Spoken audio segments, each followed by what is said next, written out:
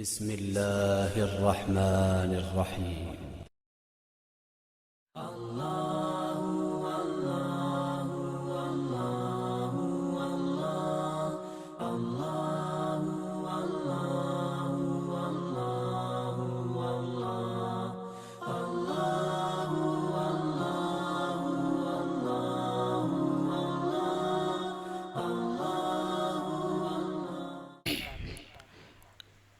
الحمد لله رب العالمين والصلاة والسلام على رسوله الأمين وعلى آله وأصحابه أجمعين ومن تبعهم بإحسان إلى يوم الدين.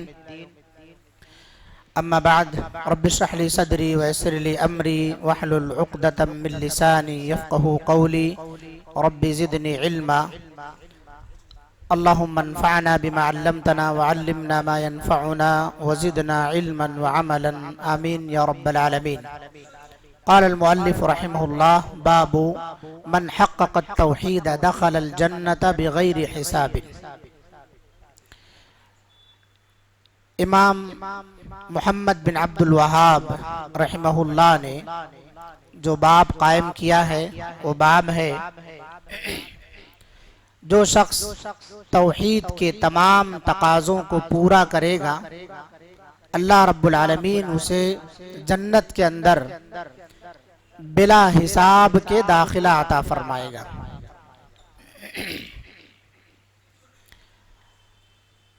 اس سے پہلے کے باب میں توحید کی فضیلت بیان ہوئی تھی اور اس باب میں اس سے بھی رفیع اور بلند تر بات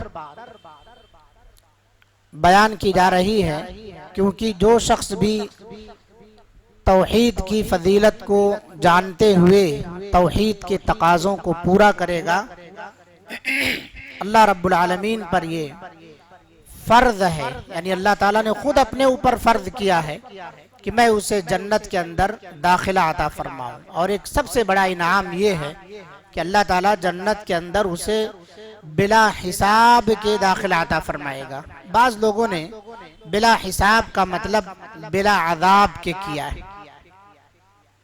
توحید کی معرفت اور اس کی حقیقت کو پہچان لینے کے بعد اس پر علماً اور عملاً دونوں حساب سے قائم ہو جائے گا.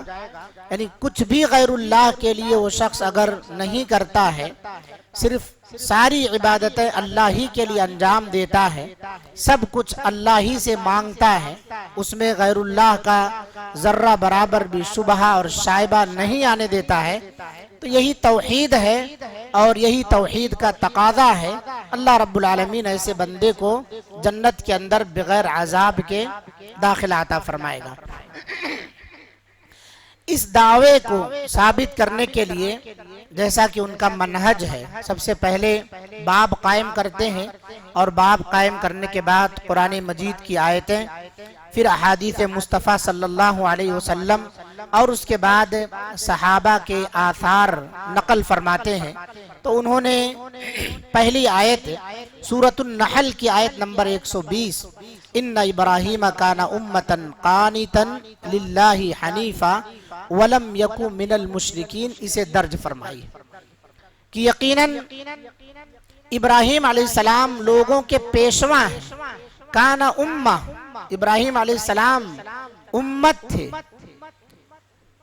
پیشوا تھے ابراہیم علیہ السلام، اور قانتاً اللہ کے تابع اور فرما بردار تھے، حنیفاً وہ یکسو ہو کر کے اللہ کی عبادت کرنے والے تھے، اللہ کے ساتھ کسی کو شریک کرنے والے نہیں تھے.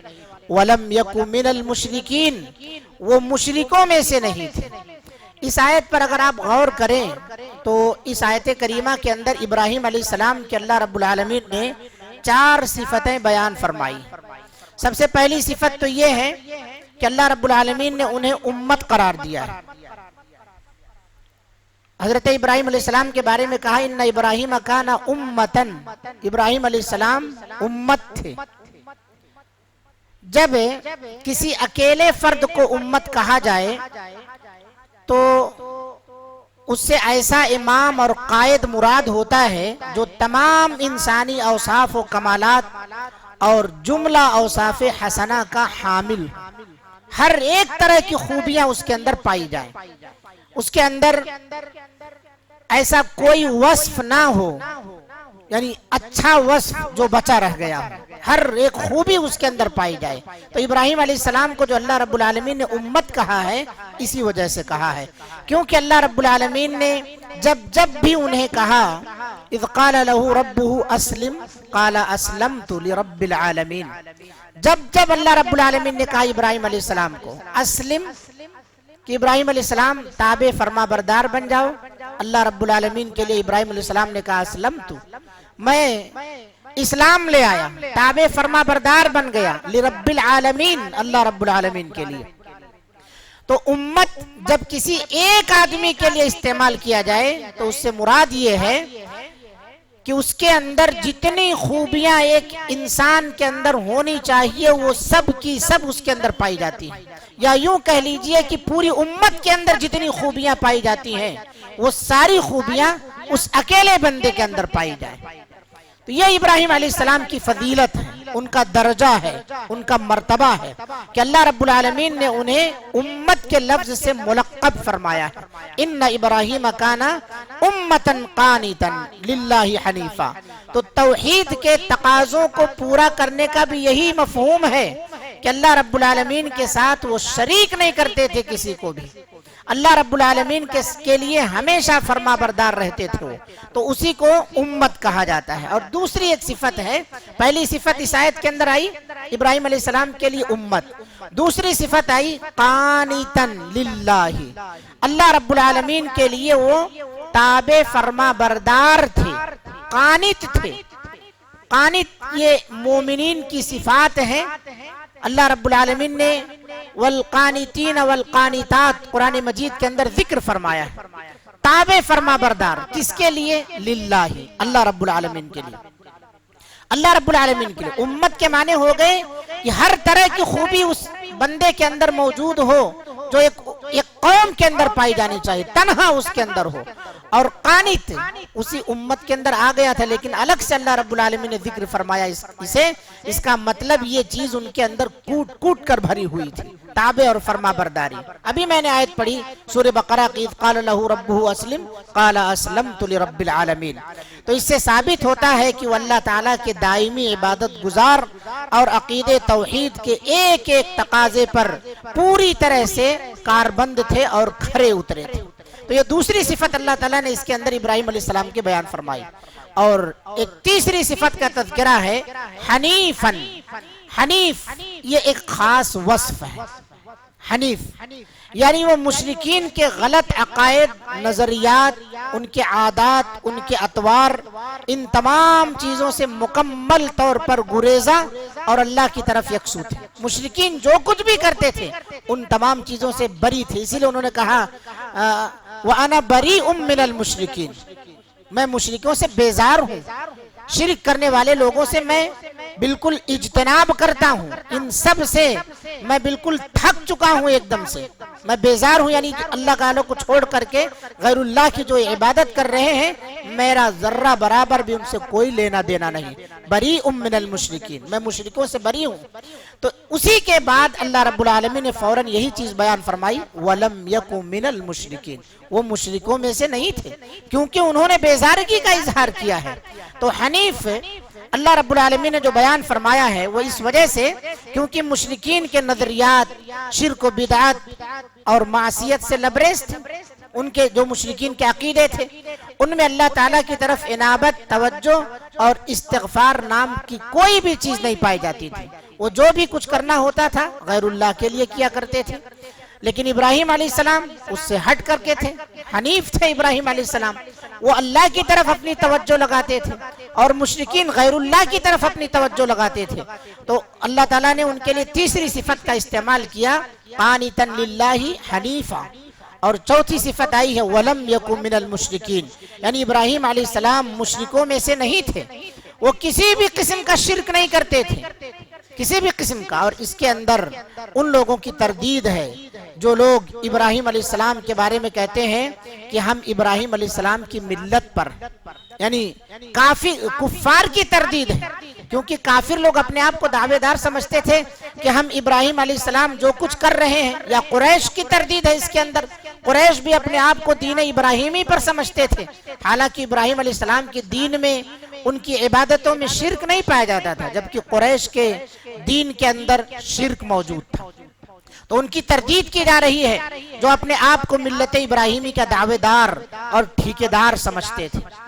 ما کان ابراہیم یہودیا ولا نصرانیا، اللہ تعالیٰ نے خود ارشاد فرمایا کہ ابراہیم علیہ السلام نہ تو یہودی تھے نہ تو نصرانی تھے، ولم یکن من المشرکین، اور نہ ہی مشرکوں میں سے تھے۔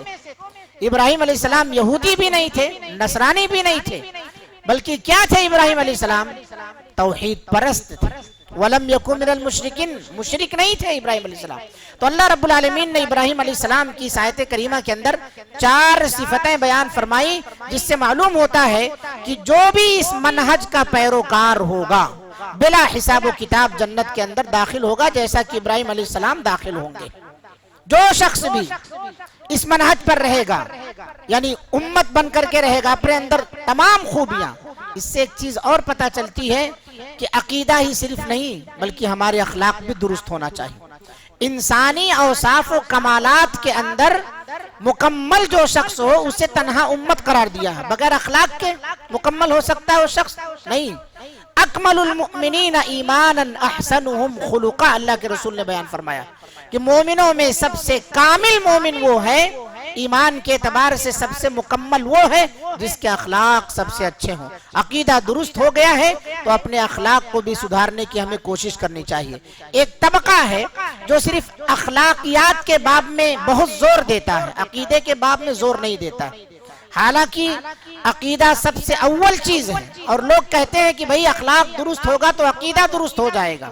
ایسا نہیں ہے میرے بھائیوں، اللہ رب العالمین سب سے پہلے عقیدے کے بارے میں ہی پوچھے گا، اللہ رب العالمین سب سے پہلے توحید کے متعلق ہی پوچھ تاچھ کرے گا، یہ کہیں نہیں پوچھے گا اللہ رب العالمین۔ اخلاق و کردار کے بارے میں سوالات پہلے نہیں ہوں گے، توحید کے بارے میں ہوگا۔ اور اللہ تعالیٰ نے ہماری تخلیق کا مقصد بھی یہی بیان فرمایا، وَمَا خَلَقْتُ الْجِنَّ وَالْإِنسَ إِلَّا لِيَعْبُدُونَ، ای لیوحدونی، میری عبادت کرے، تنہا میری عبادت کرے۔ اس وجہ سے اللہ تعالیٰ نے پیدا فرمائے جناتوں اور انسانوں کو۔ تو ہماری تخلیق کا مقصد بھی توحید ہے، اللہ تعالیٰ کی تنہا عبادت ہے۔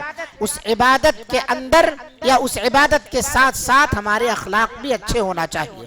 تو امت کا یہی مفہوم اور معنی نکلا کہ ہم انسانی اوصاف و کمال جو بھی جس طرح سے بھی مکمل ہوتے ہیں ہمیں اسے اختیار کرنا چاہیے۔ تو 4 صفتوں کا اس کے اندر ذکر آیا۔ ایک تو ابراہیم علیہ السلام تنہا ایک امت تھے، دوسرا بتایا گیا اللہ کے لیے وہ قانت تھے، تابع اور فرما بردار تھے، تیسرا بتایا گیا وہ حنیف تھے، حنفی نہیں حنیف تھے، یکسو تھے اللہ رب العالمین کی طرف۔ بعض لوگ کہتے ہیں قرآن سے دلیل دے رہے ہیں، دیکھو قرآن مجید کے اندر حنفی مسلک کا تذکرہ آیا ہے، پہلے اس کا معنی پتہ کر لو کہ حنفی کسے کہا جاتا ہے اور حنیف کسے کہا جاتا ہے۔ دونوں میں زمین و آسمان کا فرق۔ جب حنفیت کی دلیل قرآن سے مانگی جاتی ہے تو لوگ کہتے ہیں کہ یہی ہے ان ابراہیم کان امۃ قانتا للہ حنیفا، ابراہیم علیہ السلام امت تھے، وہ فرما بردار تھے اور حنفی تھے۔ نعوذ باللہ، یہ تحریف ہے، معنوی تحریف ہے، قرآن کے اندر معنی کا بگاڑ پیدا کرنا ہے۔ تو اس آیت سے وہ لوگ دلیل پیش کرتے ہیں کہ قرآن میں بھی حنفی کا تذکرہ آیا ہے۔ سورہ حنفاء، سورہ بینہ کے اندر حنفاء کا لفظ آیا ہے، اس سے بھی استدلال کرتے ہیں۔ کیا معنی ہے اس کا؟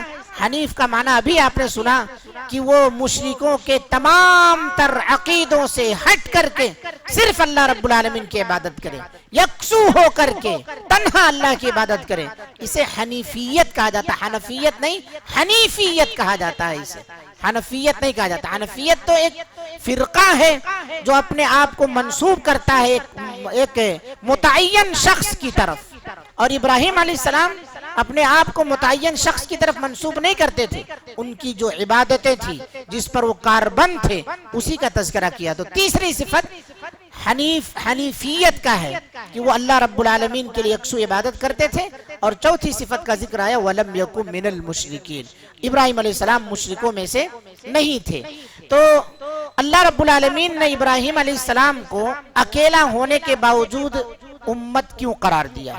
تنہا تھے وہ، اس کے باوجود اللہ رب العالمین نے انہیں امت کہا ہے، جبکہ پوری قوم جب جمع ہوتی تو اسے کہا جاتا ہے یہ امت ہے۔ اور آگے حدیث آئے گی کہ ہر نبی کی امت میدان محشر میں حاضر ہوگی، کچھ کے ساتھ اتنی تعداد ہوگی، کچھ کے ساتھ اتنی تعداد ہوگی، کچھ کے ساتھ اتنی تعداد ہوگی، لیکن تنہا ابراہیم علیہ السلام کو اللہ رب العالمین نے امت کہا۔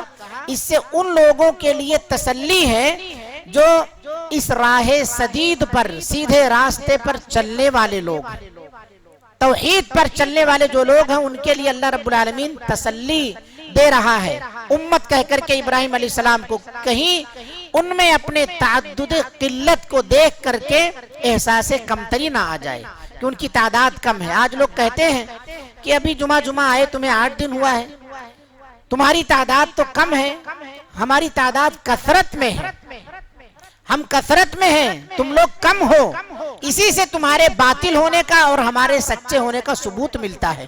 اس کا مطلب ابراہیم علیہ السلام نعوذ باللہ باطل تھے، جھوٹے تھے۔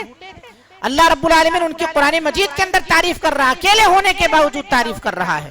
تو آج جو لوگ کہتے ہیں کہ ہم کثرت میں ہیں، ہماری تعداد کثرت میں، تو ایسے لوگوں کو سوچنا چاہیے کہ صرف تمہاری نہیں، موازنہ کر لو جس ملک میں، جس شہر میں تم رہتے ہو، اس میں کس کی تعداد کثرت میں ہے، اس میں کس کی تعداد ہے؟ ظاہر سی بات ہے غیروں کی تعداد کثرت میں ہے، مسلمانوں کی نہیں ہے کثرت میں۔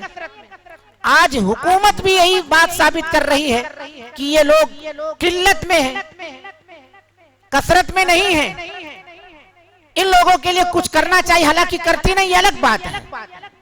ووٹ اسی بیس پر مانگتی ہے حکومت، ان کے لیے کوئی سہولت نہ دے یہ الگ مسئلہ ہے، لیکن انہی کے نام پر کھڑی ہوتی ہے کہ ہم ایسے لوگوں کے لیے جو اقلیت میں ہیں ان کے لیے کام کریں گے، اقلیت میں ہیں۔ تو آپ دیکھ لیجئے کس کی تعداد کثرت میں ہے۔ اگر یہی معیار ہے حق اور باطل کا تو پھر کثرت میں کون ہے اسے دیکھ لیجئے۔ اللہ کے رسول صلی اللہ علیہ وسلم جب تبلیغ کر رہے تھے تو کثرت میں کون لوگ تھے؟ آپ صلی اللہ علیہ وسلم جب مکہ چھوڑ کر کے مدینہ آئے تو کثرت میں کون لوگ تھے؟ کیا مسلمان تھے یا کفار تھے؟ ظاہر سی بات ہے کافر تھے۔ آپ کے یہاں اگر یہی معیار ہے تو وہ کافر اس کا مطلب سچے تھے، اور نعوذ باللہ تمام مومنین اور مسلمین جو اللہ کے رسول صلی اللہ علیہ وسلم کے ساتھ ہجرت کر کے مدینہ آئے وہ سب باطل پر تھے۔ آپ کا اگر یہی معیار ہے تو اللہ تعالیٰ ان لوگوں کو تسلی دے رہا ہے جن کی تعداد کم ہے، توحید پرست ہیں، وہ احساس کمتری کا شکار نہ ہو، بلکہ وہ اس راستے پر مضبوطی سے قائم رہیں۔ اپنے خاندان میں اگر وہ تنہا ہے تو تمام مشرکوں پر وہ بھاری ہے، تمام مشرکوں پر بھاری ہے، اور یہی وجہ ہے کہ پورے خاندان کے آنکھوں کا تنکا بنا رہتا ہے، وہ کھٹکتا رہتا ہے ان کے آنکھوں کے اندر۔ وہ توحید پر قائم ہونے کی وجہ سے سارے لوگ اس سے حسد رکھتے ہیں، جلتے ہیں، اس سے عناد اور دشمنی رکھتے ہیں، اور یہ چیزیں فطری چیزیں ہیں۔ جو شخص بھی کھڑا ہوا ہے تنہا ایک اللہ کی عبادت کا دعوے دار بن کر کے، اس کے لوگ دشمن ہوئے ہیں، دنیا دشمن ہوئی ہے، رشتہ دار دشمن ہوئے ہیں، جس نے بھی توحید کا پرچار کیا ہے۔ انبیاء علیہ السلام کی زندگیاں ہمارے سامنے موجود ہیں۔ تو اس راہ پر چلنے والا ایک ایک شخص اللہ تعالیٰ کے نزدیک پوری امت کا وزن رکھتا ہے۔ اس وجہ سے اللہ رب العالمین نے تسلی دی ہے۔ اللہ رب العالمین نے کہا وَلَمْ يَكُمْ مِنَ الْمُشْرِكِينَ، وہ مشرکوں میں سے نہیں تھے۔ اسی نقطے کو مزید واضح اللہ رب العالمین نے کیا ہے کہ باطل کی تعداد چاہے جتنی بھی ہو، اس سے دھوکہ ہمیں نہیں کھانا چاہیے، اس سے ہمیں اپنے آپ کو احساس کمتری کا شکار نہیں سمجھنا چاہیے، بلکہ تنہا بھی اگر آپ ہیں، شرک نہیں کر رہے ہیں، تو آپ ایک امت کا وزن ان پر رکھ رہے ہیں۔ یعنی یوں کہہ لیجئے سونار کا 100 اور لوہار کا 1، سونار کا 100 اور لوہار کا 1، اور اس کی جیتی جاگتی مثالیں ہیں۔ آپ چلے جائیے یو پی کے علاقوں میں، اگر کسی جلسے میں جماعت اہل حدیث کا، کسی علاقے میں جماعت اہل حدیث کا کوئی ایک جلسہ ہو جاتا ہے تو اس کے جواب میں 10 جلسے کروانے پڑتے ہیں لوگوں کو، پھر بھی اس کا حق ادا نہیں کر پاتے ہیں۔ کہتے ہیں کمی رہ گئی، ڈر ہے کہ کہیں لوگ ادھر نہ چلے جائیں۔ اور ابھی ایک تازہ ایک مفتی صاحب کا ویڈیو وائرل ہو رہا ہے کہ کیوں اہل حدیثوں کی توحید پرستوں کی تعداد بڑھتی جا رہی ہے، تو اس میں سب سے پہلی چیز یہی ہے کہ یہ لوگ دلیل سے بات کرتے ہیں۔ قرآن اور حدیث سے بات کرتے ہیں لوگ، اس وجہ سے ان کی باتیں لوگوں کے ذہنوں کو بھاتی ہیں، کیونکہ سب سے سچی بات اللہ کی بات ہے، سب سے بہترین راستہ رسول اللہ صلی اللہ علیہ وسلم کا ہے۔ اس وجہ سے لوگوں کو یہ دونوں چیز، اور خود اللہ کے رسول صلی اللہ علیہ وسلم نے بیان فرمایا ہے کہ میری دو چیزوں کو اگر تم مضبوطی سے تھامے رکھو گے، میں جو تمہیں دے کے جا رہا ہوں اللہ کی کتاب اور میری سنت، تو پھر تمہیں کوئی گمراہ نہیں کر سکے گا۔ تو ظاہر سی بات ہے جب یہ دو چیزیں آدمی تھام لیتا ہے تو اسے تسلی ملتی ہے، کیونکہ تیسرے کی بات میں اتنا دم نہیں ہوتا ہے۔ تیسرے کی بات میں، ان دونوں کے علاوہ تیسرے کی بات میں جھوٹ شامل ہو سکتا ہے، من گھڑت چیزیں شامل ہو سکتی ہیں، لیکن کتاب اللہ اور سنت رسول اللہ جھوٹے نہیں ہو سکتے۔ اس لیے دلیلیں اس کو بھاتی ہیں، اس لیے پروف پوچھتا ہے وہ شخص، فوراً پوچھتا ہے کہ آخر اس کا پروف کیا ہے۔ جب پروف مل جاتا ہے تو پھر وہ شخص مطمئن ہو جاتا ہے، توحید کے راستے پر آ جاتا ہے، تو ایوان باطل میں زلزلہ آتا ہے ایک قسم کا، کہ کہیں ان کا نہ ہو جائے، اس لیے ایک جلسے کے جواب میں 10 جلسے کروانے پڑتے ہیں۔ وہی بات آئی کہ سنار کا 100 اور لوہار کا 1۔ تو اللہ رب العالمین اس میں ان لوگوں کو تسلی دے رہا۔ اللہ تعالیٰ نے دوسری آیت کے ذریعے سے بات ثابت کرنے کی کوشش کی ہے۔ شیخ الاسلام محمد بن عبد الوہاب رحمۃ اللہ علیہ نے یہ بات ثابت کرنے کی کوشش کی ہے کہ اگر کوئی شخص توحید کے تمام تقاضوں کو پورا کرے گا تو اللہ رب العالمین اسے بلا حساب جنت میں داخلہ عطا فرمائے گا۔ سورہ مومنون کی آیت نمبر 59، والذین هم بربهم لا یشرکون۔ اہل ایمان کی صفت کا اللہ تعالیٰ نے اس کے اندر ذکر فرمایا کہ اہل ایمان وہ ہیں جو اپنے رب کے ساتھ کسی کو شریک نہیں ٹھہراتے کسی بھی طرح سے۔ اس آیت میں اللہ تعالیٰ نے شرک کی نفی اور انکار کی ہے، کیونکہ قاعدہ ہے کہ جو لفظ لا آ رہا ہے والذین هم بربهم لا یشرکون، عربی گرامر کے حساب سے جب یہ فعل مضارع پر داخل ہوتا حرف نفی تو اس سے اس فعل کی مصدر کی عمومی نفی مراد ہوتی ہے، عام طور سے، ایسا نہیں کہ کوئی پرٹیکولر خاص چیز نہیں، عام طور سے۔ وَاجْتَنِبُوا الطَّاغُوتَ یہی تقاضا کرتا ہے۔ طاغوت جتنے بھی ہیں، چاہے وہ شیطان ہو، چاہے وہ ہمارے نفسانی خواہشات ہوں یا غیروں کے قوانین ہوں، کچھ بھی ہوں، وہ تمام کے تمام اس کے اندر شامل ہیں، اس سے اجتناب کرو۔ لا یشرکون، وہ شرک نہیں کرتے کسی بھی طرح کی، چھوٹا بڑا کسی بھی قسم کا وہ شرک نہیں کرتے ہیں۔ تو جب یہ حرف جو ہے لائے نفی اسے کہا جاتا ہے گرامر کی زبان میں، عربی گرامر کی زبان میں، لائے نفی جب فعل مضارع پر داخل ہوتا ہے تو اس سے عمومی نفی مراد ہوتی ہے۔ تمام طرح کے اللہ کے ساتھ شریک کیے جانے والی تمام چیزوں سے وہ بیزار رہتے ہیں، اسے شریک نہیں کرتے ہیں۔ اس لیے انہوں نے اس سے پہلے والے باب میں اس آیت کا شیخ الاسلام محمد بن عبد الوہاب رحمۃ اللہ علیہ نے ذکر کیا ہے۔ گویا اللہ تعالیٰ نے فرمایا کہ یہ وہ لوگ ہیں جو اپنے رب کے ساتھ شرک اکبر کرتے ہیں، نہ ہی شرک اصغر کرتے، نہ شرک خفی کرتے ہیں، نہ شرک جلی کرتے، نہ واضح شرک اور نہ پوشیدہ شرک۔ پوشیدہ شرک کیا ہے؟ ریا۔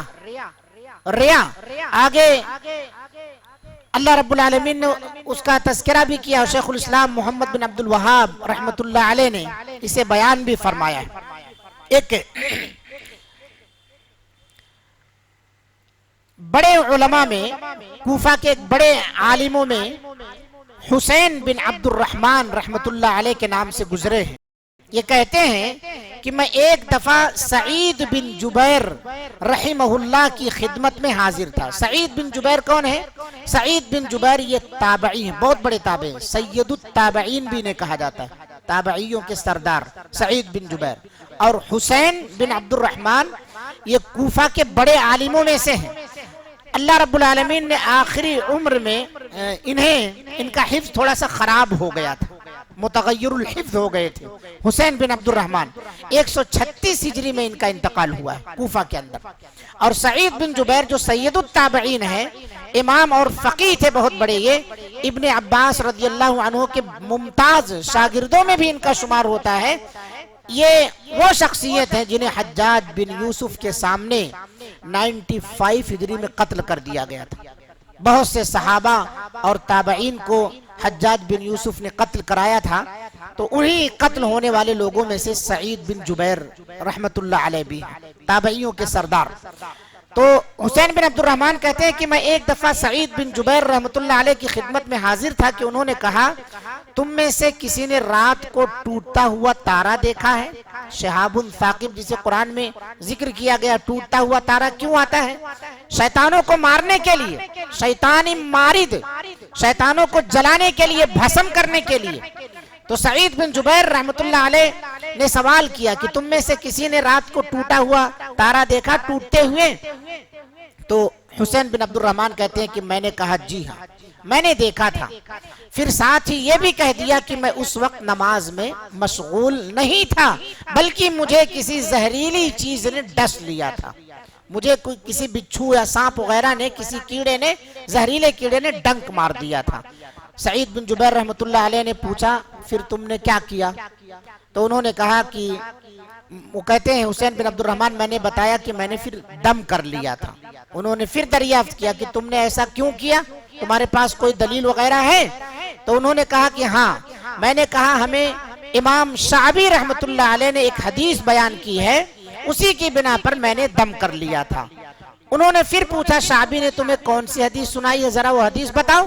تو میں نے جواب دیا کہ انہوں نے بریدہ بن حسیب رضی اللہ عنہ سے مروی ایک حدیث بیان کی ہے جو مسند احمد کی حدیث ہے، لا رقیت الا من عین او حمت، دم کرنا سوائے نظر بد اور کسی زہریلی چیز کے ڈسنے کے علاوہ جائز نہیں۔ زہریلی چیز ڈس لے یا نظر بد ہو جائے تب دم کرو، ورنہ دم نہیں ہے۔ آج بہت سارے ہمارے بھائی آتے ہیں کہتے ہیں دم کر دیجئے، پیٹ میں مروڑ ہے، دم کر دیجئے، پیر میں موچ آ گیا ہے، دم کر دیجئے، ہاتھ نہیں اٹھ رہا ہے، دم کر دیجئے، عورت کے آخری مرحلے چل رہے ہیں، اس کے پیدائش، بچے کی پیدائش کے سلسلے میں طرح طرح کا دم کروانے آتے ہیں۔ نہیں معلوم یہ ساری چیزیں کہاں سے سیکھ کے آئیں، ہر ایک چیز کے لیے اٹھا لاتے ہیں دم کر دیجئے، دم کر دیجئے۔ تو یہاں کہا مسند احمد کی حدیث سے ثابت ہوتا ہے کہ صرف نظر بد اور کسی زہریلی چیز کے کاٹنے پر دم کرنا ہے۔ اور بعض روایتوں میں آتا ہے کہ سحر وغیرہ جو آدمی مسحور ہو اسے بھی دم کیا جا سکتا ہے۔ خود اللہ کے رسول صلی اللہ علیہ وسلم پر بھی دم کیا گیا۔ آپ صلی اللہ علیہ وسلم پر حضرت عائشہ رضی اللہ عنہا دم کیا کرتی۔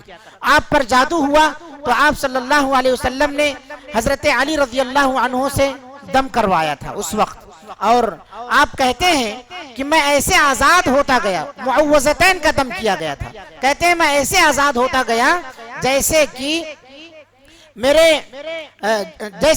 جیسے کہ میں کسی زنجیر سے جکڑا ہوا ہوں اور اس کی ایک ایک کنڈی یا ایک ایک کاڑی جو ہے نکل رہی ہے، کھل رہی ہے، میں بالکل آزاد ہوتا چلا جا رہا ہوں۔ تو جادو برحق ہے، نظر بد بھی برحق ہے، عین والعین حق، اللہ کے رسول نے کہا عین نظر کا لگنا یہ برحق ہے۔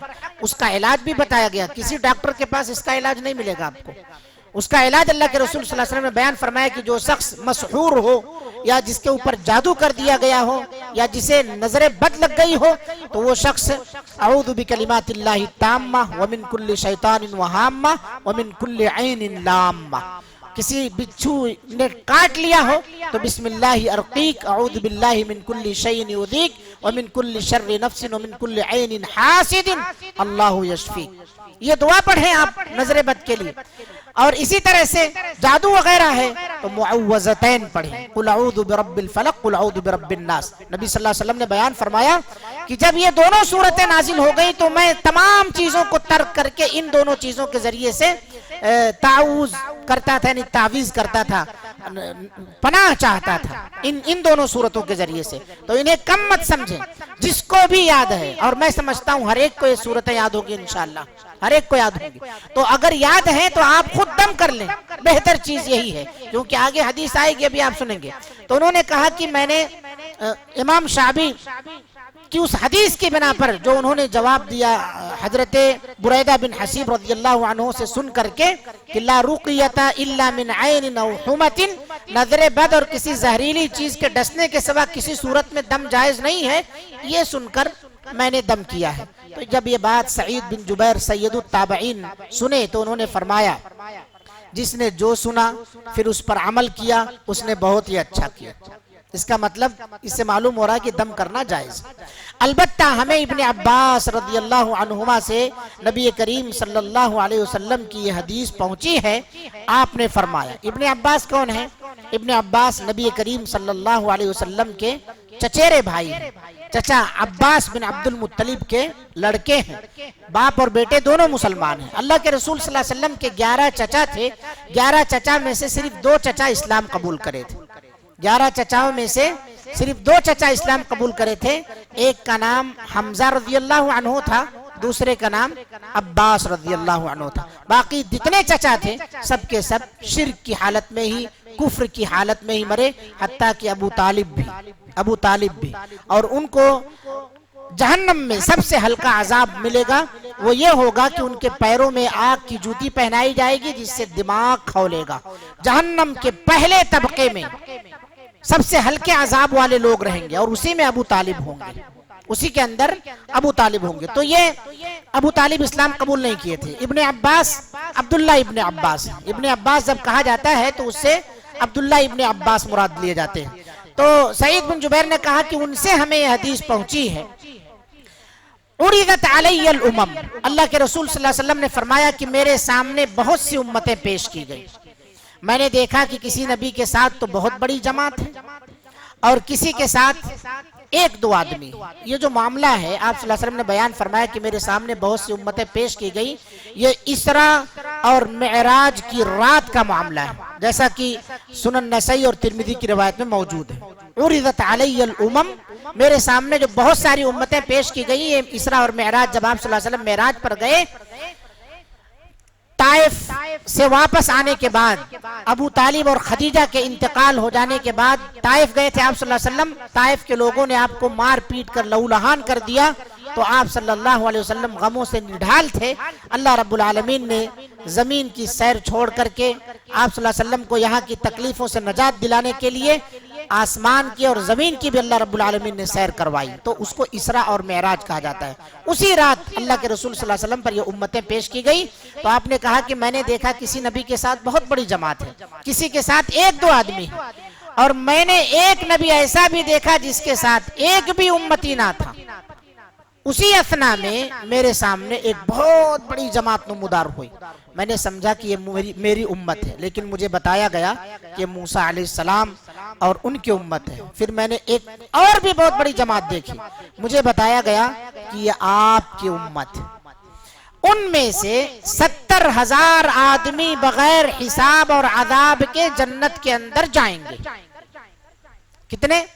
70,000 لوگ بلا حساب و کتاب کے جائیں گے۔ کیا یہ 70,000 ہی بلا حساب و کتاب کے جائیں گے یا اس سے بھی زیادہ جائیں گے؟ اکثر و بیشتر یہی سنا جاتا ہے کہ 70,000 لوگ بلا حساب و کتاب کے جائیں گے۔ بعض روایتوں میں یا بعض احادیث میں 70,000 سے زیادہ کی بھی تعداد ہے، یعنی 70,000 حصر نہیں ہے، اتنا ہی نہیں ہے، بلکہ اللہ کی رحمت اس سے بھی عام ہے۔ جتنا اللہ رب العالمین چاہے لوگوں کو بلا حساب و کتاب اپنی رحمت سے جنت کے اندر داخل کر سکتا ہے، اسے کوئی نہ روکنے والا ہے نہ ٹوکنے والا ہے۔ فعال لما یرید، اللہ جو چاہے وہ کرے۔ تو 70,000 سے زیادہ کی بھی تعداد ہے، جیسے مسند احمد میں ہے، نبی صلی اللہ علیہ وسلم نے فرمایا میں نے اپنے رب سے اس تعداد کو بڑھا دینے کے لیے دعا کی، تو اللہ رب العالمین نے میری دعا قبول فرماتے ہوئے تعداد بڑھا دی۔ کیا بڑھائی؟ ہر 1000 کے ساتھ 70,000 کر دیا، ہر 1000 کے ساتھ۔ اللہ اکبر، یہ امت محمدیہ کی فضیلت ہے۔ ہر 1000 کے ساتھ 70,000 بلا حساب و کتاب کے جنت کے اندر داخل ہوگی۔ تو نبی کریم صلی اللہ علیہ وسلم نے کہا کہ آپ سے کہا گیا کہ آپ کی امت ہے اور ان میں سے 70,000 لوگ بلا حساب و کتاب کے جنت میں جائیں گے۔ اتنا فرمانے کے بعد نبی صلی اللہ علیہ وسلم اٹھ کر گھر تشریف لے گئے، اور صحابہ کرام ان خوش نصیب 70,000 افراد کے بارے میں آپس میں قیاس آرائیاں کرنے لگے، وہ ایسے ہوں گے، وہ ایسے ہوں گے، وہ کون جائے گا بھائی، ہم تو ہو سکتا نہ جائیں، وہ صاحب چلے جائیں۔ اب کسی کو کہہ دیا جائے کوئی بات تو آپس میں تلاشنے لگتے ہیں، ڈھونڈنے لگتے ہیں۔ تو صحابہ آپس میں اپنا سر ڈھونڈنے لگے۔ بعض نے کہا شاید یہ وہ لوگ ہوں گے جو رسول اللہ صلی اللہ علیہ وسلم کی صحبت سے فیض یاب ہو، یعنی صرف صحابہ۔ بعض نے کہا شاید وہ لوگ ہوں گے جو عہد اسلام میں پیدا ہوئے، اسلام کے زمانے میں، ممکن ہے یہ لوگ ہوں، انہوں نے اللہ تعالیٰ کے ساتھ کسی کو شریک نہ ٹھہرایا ہو۔ اس کے علاوہ انہوں نے اور بھی بہت ساری باتیں آپس میں صحابہ نے کی۔ اتنے میں اللہ کے رسول صلی اللہ علیہ وسلم گھر میں سے پھر باہر مجمع میں تشریف لائے، تو صحابہ کرام رضی اللہ عنہم نے آپ کو اپنی گفتگو اور اپنی رائیوں سے آگاہ فرمایا کہ اللہ کے رسول صلی اللہ علیہ وسلم آپ جو فرما کے گئے ہیں، ہم نے ایسا سوچا ہے کیا یہی لوگ جنت کے اندر بلا حساب و کتاب کے جائیں گے؟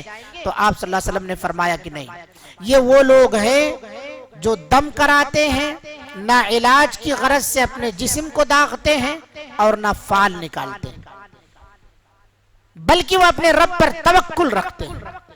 نہ تو وہ دم کرواتے ہیں، نہ وہ علاج کی غرض سے اپنے جسموں کو داغتے ہیں اور نہ ہی وہ فال نکالتے ہیں، بلکہ وہ صرف اور صرف اپنے پروردگار پر توکل کرتے ہیں۔ چار چیزیں اللہ کے رسول صلی اللہ علیہ وسلم نے بیان فرمائی۔ جو لوگ بغیر حساب و کتاب کے جنت میں داخل ہوں گے ان کی چار صفتیں بیان فرمائی کہ وہ لوگ دم نہیں کرواتے، بات پر پہنچ نہیں جاتے مولانا صاحب کے پاس پانی کا باٹل لے کر کے، سر جھکا کر کے،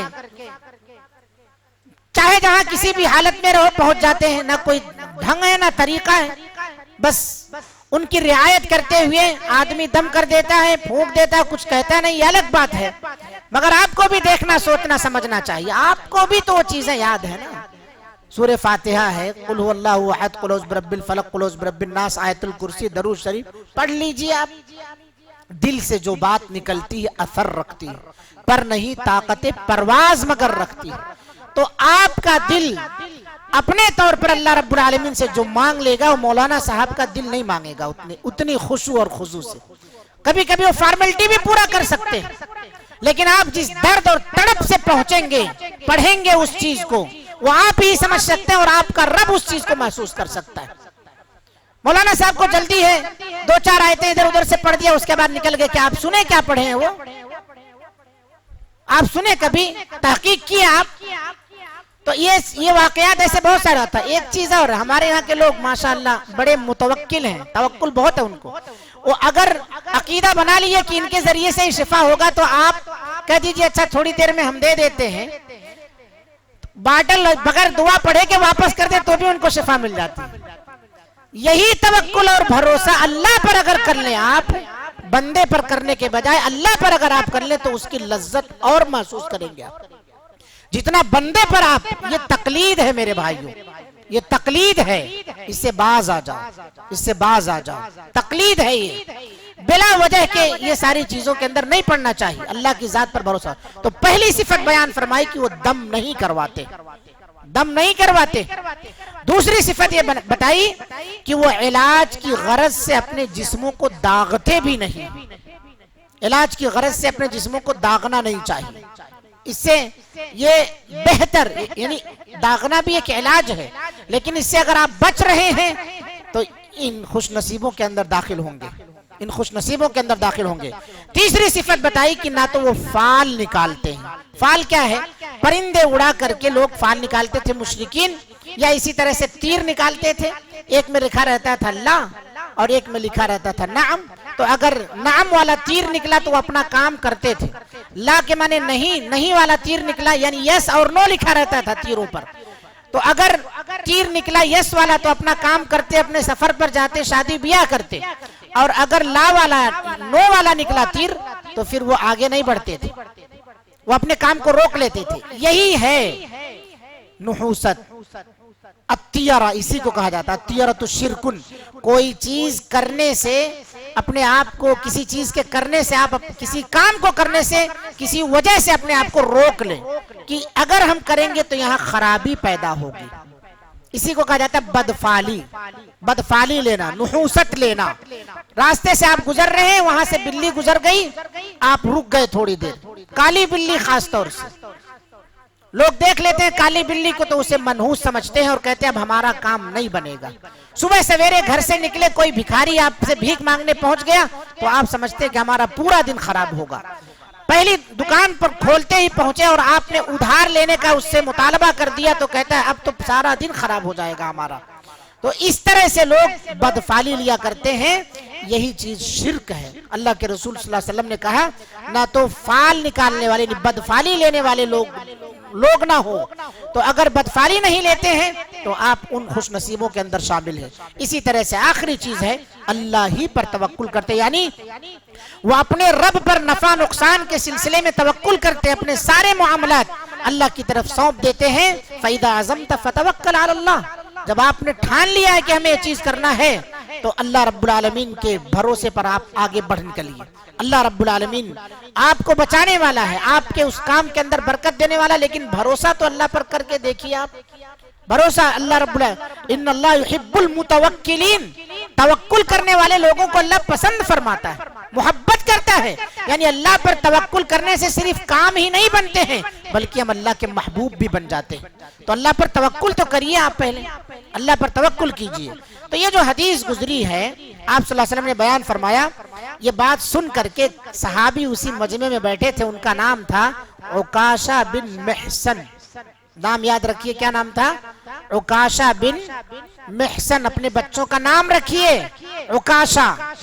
عکاشہ بن محصن رضی اللہ عنہ کھڑے ہو گئے اور عرض کیا اللہ کے رسول صلی اللہ علیہ وسلم دعا فرما دیں کہ اللہ تعالیٰ مجھے بھی ان خوش نصیبوں میں شمار کر لے، یعنی میں بھی ان 70,000 کی تعداد میں شامل ہو جاؤں، بلا حساب و کتاب کے جنت میں داخل ہو جاؤں۔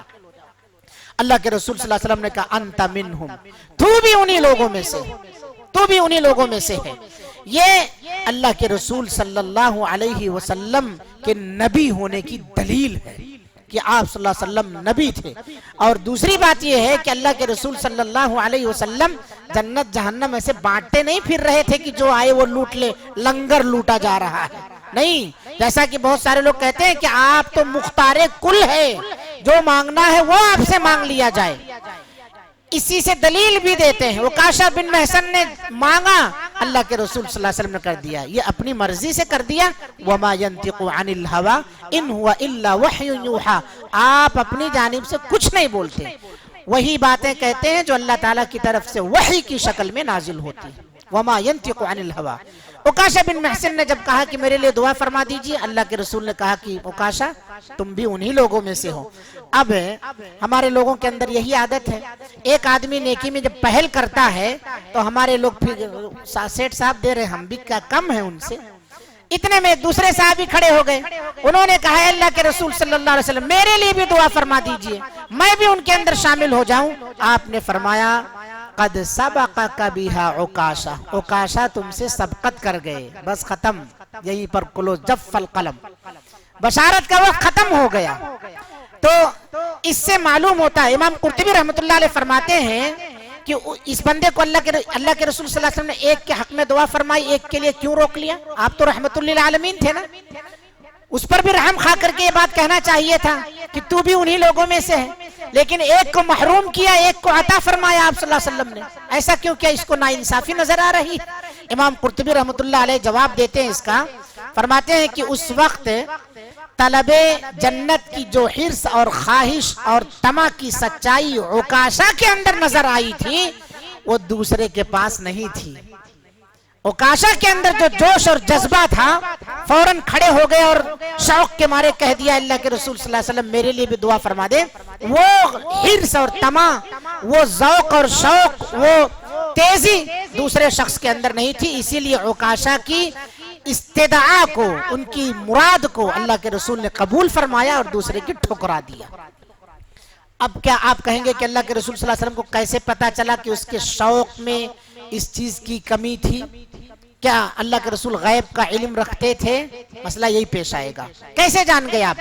پھر اسی آیت پر آ جائیے، وَمَا يَنْتِقُ عَنِ الْهَوَىٰ إِنْ هُوَ إِلَّا وَحْيٌ يُوحَىٰ، اللہ رب العالمین جو باتیں بتاتا ہے آپ صلی اللہ علیہ وسلم وہی کہتے ہیں، اس کا مطلب اللہ نے خبر کیا آپ صلی اللہ علیہ وسلم کو بذریعہ وحی، اس وجہ سے ایک کو محروم کر دیا اور دوسرے کو آپ صلی اللہ علیہ وسلم نے کہا پہلے کو آپ صلی اللہ علیہ وسلم نے جنتی لوگوں بلا حساب و کتاب جانے والوں میں شمار کرایا اور دوسرے کو آپ صلی اللہ علیہ وسلم نے محروم کر دیا.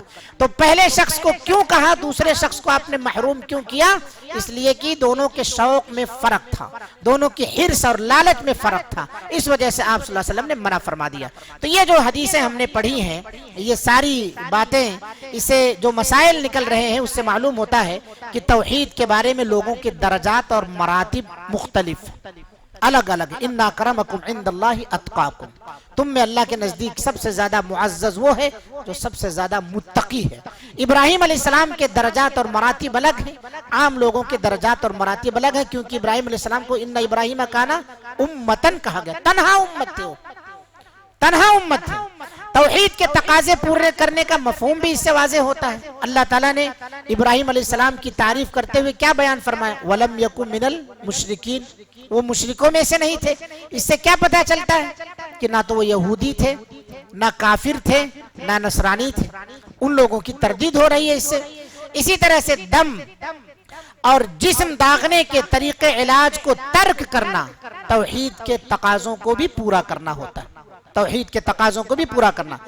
ان اوصاف کا احاطہ کرنا ہی در حقیقت توکل ہے. اگر ان کو کوئی مان لیتا ہے, اب اس سے ایک مسئلہ پیش آتا ہے, ایک معاملہ, لوگ اس کی وضاحت ضروری ہے کہ بہت سارے لوگ اس حدیث کو سامنے رکھ کر کے اسباب اختیار کرنے کو بالکلیہ انکار کر دیتے ہیں اور کہتے ہیں کہ توکل کے خلاف ہے. مثلا ایک آدمی بیمار ہو گیا تو وہ یہ سوچتا ہے کہ میں اگر دوا کھاؤں گا تو یہ توکل کے خلاف ہوگا, توکل کے خلاف ہوگا. نہیں میرے بھائیوں, یہ توکل کے خلاف نہیں ہے, بلکہ اسباب اختیار کرنا یہ خود ہی توکل ہے.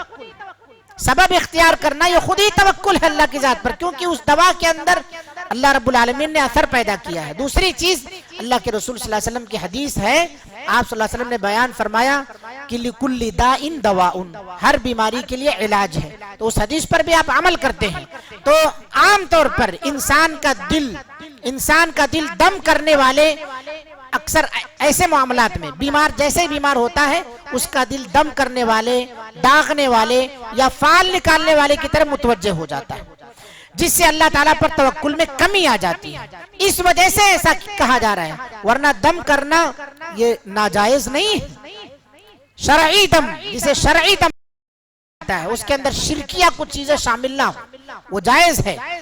علاج و معالجہ کرانا بھی مشروع ہے, اس کی مختلف صورتیں ہیں, کبھی یہ واجب ہو جاتا ہے, کبھی مستحب ہو جاتا ہے, بسا اوقات علاج و معالجہ کرنا مباح ہی ہوتا ہے. ہلکا سا سر میں درد آیا, آدمی اللہ تعالیٰ ٹھیک کر دے گا اور شام تک ٹھیک ہو جاتا, کوئی دوا نہیں کھاتا. لیکن کبھی کبھار ایسا ہو جاتا ہے اس کے سر میں برین ٹیومر ہو گیا, سر کی نسوں کے اندر کچھ کمزوری آ گئی, اب وہ ایسے ہی رہ جائے تو بڑی بیماری لاحق ہو جائے گی. اس لیے لِكُلِّ دَاءٍ دَوَاءٌ پر عمل کرنا پڑے گا اسے. تو یہ مت سمجھیں کہ اس سے بالکلیہ اسباب اختیار کرنے کا حکم دیا جا رہا ہے, نہیں, سبب اختیار کرے. لیکن یہ عقیدہ نہ رہے کہ مولانا صاحب ہی دم کریں گے تبھی شفا ملے گی. یہی عقیدہ جو ہے تقلید پرستی کا عقیدہ. اس لیے لوگ انتظار کرتے رہتے ہیں کہ جب تک وہ نہیں دم کریں گے تب تک شفا نہیں ملے گی. گھر کا کوئی بھی شخص دم کر دے, جو بھی سورت پڑھ دے گا, اللہ تعالیٰ نے تو خود کہا ہے وَنُنَزِّلُ مِنَ الْقُرْآنِ مَا هُوَ شِفَاءٌ وَرَحْمَةٌ لِلْمُؤْمِنِينَ, ہم نے قرآن مجید کو مومنوں کے لیے شفا اور رحمت بنا کر کے نازل فرمایا ہے. اس کا مطلب کوئی بھی مومن پڑھ دے اسے, کوئی بھی مومن پڑھ دے اسے شفا مل جائے گی انشاءاللہ. عام طور سے میرے بھائیوں یہ صرف توکل کا ہی مسئلہ ہے. ایک عام آدمی نہ ایک وقت کا نماز پڑھتا ہے نہ کچھ کرتا ہے, لوگ اس کے پاس جا کر کے دم کرواتے ہیں, جھاڑ پھونک کرواتے ہیں, اس کے بعد گھر آ کے ٹھیک ہو کے بیٹھے رہتے ہیں. اس کا عمل اپنا اچھا نہیں ہے, لیکن اس کے اوپر اتنا بھروسہ ہے کہ وہ واپس آنے کے بعد کہتے ہیں فلاں بابا کے ذریعے سے ہمیں شفا مل گئی ہے. میں وہی بات گھما رہا ہوں کہ اللہ کی ذات پر اگر ایسا توکل ہو جائے, یہ بھروسہ ہو جائے, تو کیا اللہ تعالیٰ شفا دینے والا نہیں ہے؟ جبکہ وہاں بھی اثر اللہ نے ہی پیدا کیا ہے. اگر اس کو اللہ تعالیٰ بے اثر کر دے تو کون شفا دینے والا ہے؟ تو یہ عموماً جو ایسے مسئلوں میں لوگوں کا رجحان دم کرنے والے شخص کی طرف, فال نکالنے والے شخص کی طرف, یا اسی طرح سے ایسا شخص جو داغنے والا ہے اسی کی طرف جاتا ہے. تو یہ اصل مسئلہ ہے. اس سے آدمی کا عقیدہ دھیان دوسری طرف کرنا ہے کہ آپ اللہ تعالیٰ سے مانگو. ہر چیز کے اندر اثر اللہ ہی پیدا کرنے والا ہے. صحابہ کرام رضوان اللہ علیہم اجمعین کے علم کی گہرائی اور ان کی حقیقت پسندی کا بھی پتہ چلتا ہے کہ وہ یہ سمجھتے تھے کہ بلا حساب جنت میں جانے والوں کو یہ بلند مقام اور مرتبہ محض عمل کی بدولت حاصل ہوگا۔ وہ اپنے آپ میں یہی سر دھن رہے تھے کہ جو لوگ صحابہ ہیں انہیں، جو لوگ اسلام میں پیدا ہوئے انہیں اللہ تعالیٰ داخل کرے گا، تو اپنے آپ میں گہرے علم کی طرف جا رہے تھے وہ، جبکہ اللہ کے رسول صلی اللہ علیہ وسلم نے عمومی باتیں بیان فرمائی، اور اس سے ہر آدمی بچ سکتا ہے، بہت آسانی کے ساتھ بچ سکتا ہے ان تمام چیزوں سے۔ امت محمدیہ کے درجات کی بلندی اور کثرت تعداد کے لحاظ سے تمام امتوں پر فضیلت اور برتری بھی ثابت ہوتی ہے۔ موسیٰ علیہ السلام اور ان کی امت کی بھی فضیلت اس سے آیا ہوتی ہے۔ اسی طرح سے نبی کریم صلی اللہ علیہ وسلم کے سامنے تمام امتیں جو پیش کی جائیں گی، اللہ کے رسول صلی اللہ علیہ وسلم کا ایک معجزہ ہے۔ آپ صلی اللہ علیہ وسلم کے سامنے تمام امتیں پیش کی جائیں گی، یہ معجزہ ہے آپ صلی اللہ علیہ وسلم کا۔ ہر امت کو اپنے نبی کے ساتھ الگ الگ اٹھایا جائے گا۔ لِكُلِّ أُمَّةٍ جَاثِيَةٍ تدعا، اللہ رب العالمین نے سورہ جاسیہ کے آخری میں کہا ہے کہ ہر امت گھٹنوں کے بل ہوگی اور ہر امت کو پکارا جائے گا، وہ اپنے امام کے ساتھ، اپنے نبی کے ساتھ وہ حاضر ہوگی، اٹھ کھڑی ہوگی۔ جس نبی پر ایک بھی شخص ایمان نہ لایا وہ قیامت کے دن اکیلا ہی آئے گا۔ وہ کون سے نبی ہیں؟ جس پر کسی نے ایمان نہیں لایا، حضرت یحییٰ علیہ السلام، حضرت یحییٰ علیہ السلام، تو وہ تنہا آئیں گے، ان کے ساتھ کوئی بھی نہیں آئے گا، وہ یحییٰ علیہ السلام ہے۔ کثرت تعداد پر مغرور اور قلت تعداد پر ہمیں پریشان نہیں ہونا چاہیے، کیونکہ قلت یا کثرت میں نے واضح کیا کہ یہ حق کا معیار نہیں ہے۔ اسی طرح سے نظر بد اور زہریلی چیز کے ڈسنے سے دم کرنا جائز ہو رہا ہے۔ رسول اللہ صلی اللہ علیہ وسلم نے عکاشہ رضی اللہ عنہ سے فرمایا انت منہم، کہ تو ان میں سے ہے، تو آپ کا یہ قول آپ کے صدق نبوت کے دلائل میں سے ایک ہے۔ اور اسی طرح سے حضرت عکاشہ کی فضیلت بھی ثابت ہوتی ہے کہ وہ ان 70,000 خوش نصیبوں میں شامل ہیں، عکاشہ رضی اللہ عنہ۔ ایسے ہی عکاشہ کے بعد دعا کی درخواست کرنے والے دوسرے آدمی کو آپ صلی اللہ علیہ وسلم نے بڑے احسن انداز کے ساتھ بٹھا دینے، خاموش کرا دینے سے یہ بھی معلوم ہوا کہ رسول اللہ صلی اللہ علیہ وسلم انتہائی اعلیٰ اور افضل اخلاق کے معیار پر فائز تھے۔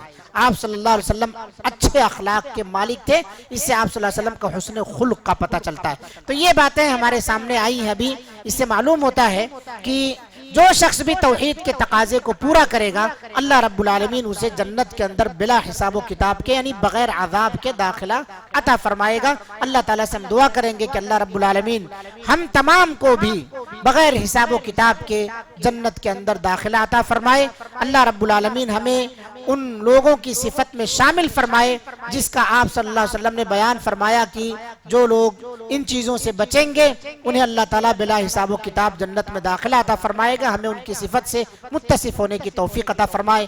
ہماری اس مجلس کو اللہ تعالیٰ صدقہ جاریہ بنائے۔ جو لوگ بھی یہاں شریک ہیں اللہ تعالیٰ ان کے گناہوں کو معاف فرمائے، ان کے اس بیٹھنے کو اللہ تعالیٰ قبول فرمائے۔ مائیں بہنیں جو بھی حاضر ہوئی ہیں اپنے کاموں کو، مصروفیات کو چھوڑ کر کے، اللہ تعالیٰ ان کی مشکلوں کو دور فرما، ان کی جائز خواہشات کو پوری فرما۔ اللہ رب العالمین ان کے گناہوں کو معاف فرما۔ اللہ تعالیٰ ہم تمام کو ایک اور نیک بنا، دنیا کے اندر جب تک زندہ رکھ، ایمان اور اسلام کی حالت پر زندہ رکھ، جب خاتمہ فرما تو خاتمہ بالخیر عطا فرما۔ آمین وآخر دعوانا ان الحمدللہ رب العالمین۔ السلام علیکم ورحمۃ اللہ وبرکاتہ۔ Allah